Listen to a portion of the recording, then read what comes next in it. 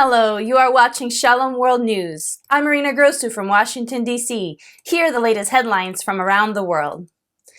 The United States has opted to temporarily withhold approximately $300,000 in funding to the United Nations Relief and Works Agency for Palestine Refugees in the Near East, or UNRWA, as the United Nations investigates allegations of agency staff involvement in the October 7th Hamas attacks.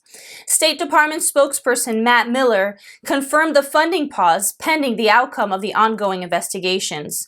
This decision comes after the U.S. announced a temporary suspension of funding last week, following reports suggesting potential links between UNRWA staff and the Hamas attacks. UNRWA faced serious allegations of collusion with Hamas, including claims that some of its employees were involved in the October 7th massacre and transported Hamas terrorists in UN vehicles. The Israeli official claims that the agency is a haven for Hamas radical ideology, citing an Israeli intelligence report estimating that around 10% of the agency's 12,000 staffers in Gaza have ties to Hamas and other terrorist groups. A Nigerian Catholic priest, Father Ambrose Ekereku, has called on the Biden administration to designate Nigeria as a terrorist state due to the ongoing attacks against Christians. Speaking at the International Religious Freedom Summit in Washington, D.C., Father Ekereku described the situation in Nigeria as a systematic jihad, genocide, and ethnic cleansing, emphasizing that the targeting of Christians by the Fulani, a predominantly Muslim ethnic group, has deep historical roots dating back over a century. The prelate called for stronger global action than simply reinstating Nigeria on the list of countries of particular concern for religious freedom violations. The summit also featured Mikhail Briston, the director of Department of Religious Freedom at Mission Eurasia, who shared his experiences as a pastor in the Ukrainian city of Melitopol. Briston described the challenges faced by churches and religious leaders under Russian occupation, emphasizing the need for liberation to restore religious freedom in the region. According to the Provisional Agreement between the Holy See and the People's Republic of China, Father Pietro Wu Yishun has been installed as the next Bishop of Shaowu in the Chinese province of Fujian. Father Yishun was nominated as bishop by Pope Francis on December 16, 2023. Beijing's Archbishop Joseph Li Xian presided over the Episcopal Consecration Mass, attended by 3 other bishops, 80 priests, and 360 worshippers. Wu's appointment came after 2 bishops were consecrated in mainland China in less than a week, indicating a deeper tie between the Holy See and the People's Republic of China. The other appointments were Father Thaddeus Wang Yusheng as the Bishop of Zhengzhou and Father Anthony Sun Wenjun as the Bishop of Weifang.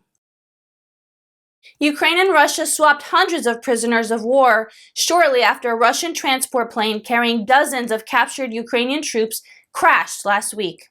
The exchange, occurring on Wednesday, involved Russia releasing 207 Ukrainian soldiers, while Ukraine set free 195 Russians, as per a statement from Ukraine's President Vladimir Zelensky.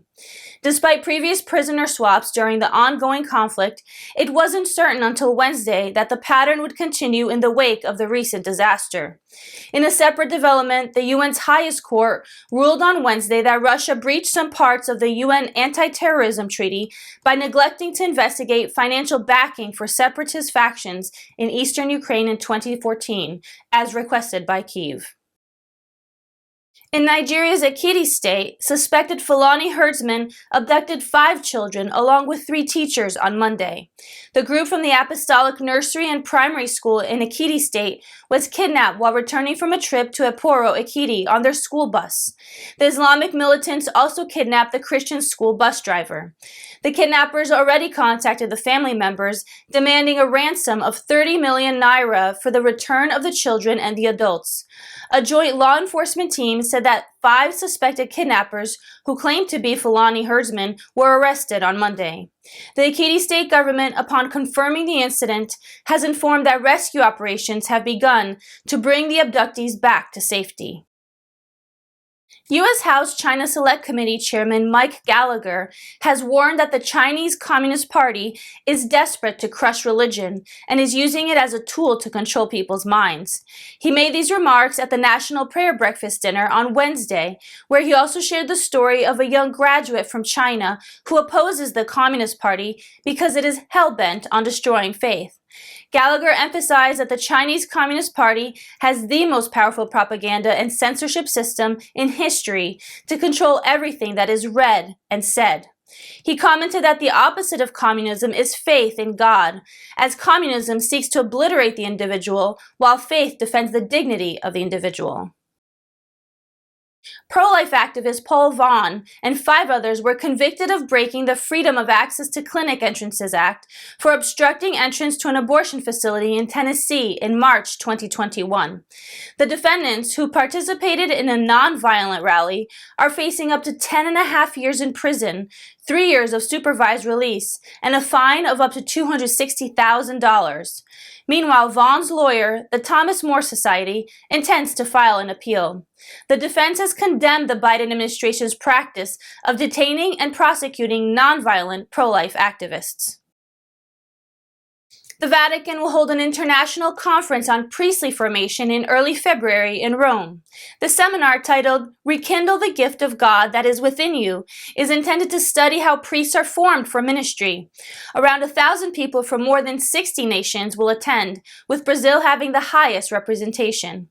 Vatican's Dicastery for the Clergy, Evangelization, and Eastern Churches are sponsoring the meeting. The event, which uses the gift of the priestly vocation as the key text, will concentrate on the process of collaboration within local churches worldwide and will take a worship-like approach with short presentations, sharing of good practices, and group discussions.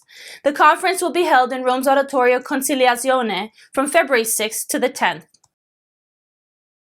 Ghana's leading opposition presidential candidate, John Dramani Mahama, said that same-sex marriage and transgenderism were against his Christian beliefs. Mahama, who had served as the country's former president, expressed his opposition during a meeting with Eastern Ghana's clergy members on Wednesday.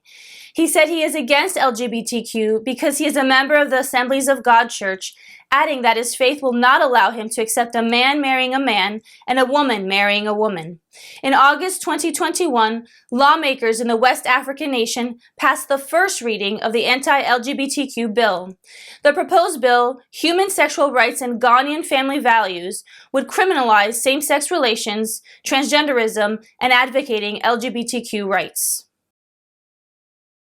A mass of reparation will be observed in Istanbul's Catholic Church, which was attacked and desecrated by the Islamic State. The Apostolic Vicariate of Istanbul has announced that the liturgy will take place on February 1st at the Church of the Nativity of Our Lady of Boyokdir. A new altar will be consecrated and prayers will be offered for Tansar Shihal, who was killed in the attack. 2 persons have been detained in connection with the crime, along with 51 others affiliated with the Islamic State.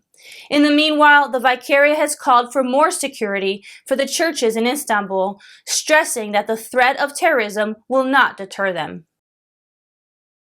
In the U.S. state of California, a 22-year-old was arrested for shooting towards St. Augustine Catholic Church in South San Francisco. Police identified Debari Charvel Augustine as a suspect and was charged with several felonies, including attempted murder. The incident took place on Tuesday afternoon while there were people at the church. Through a Facebook post, the parish authorities informed that the offender did not gain entry into the church and no one was hurt.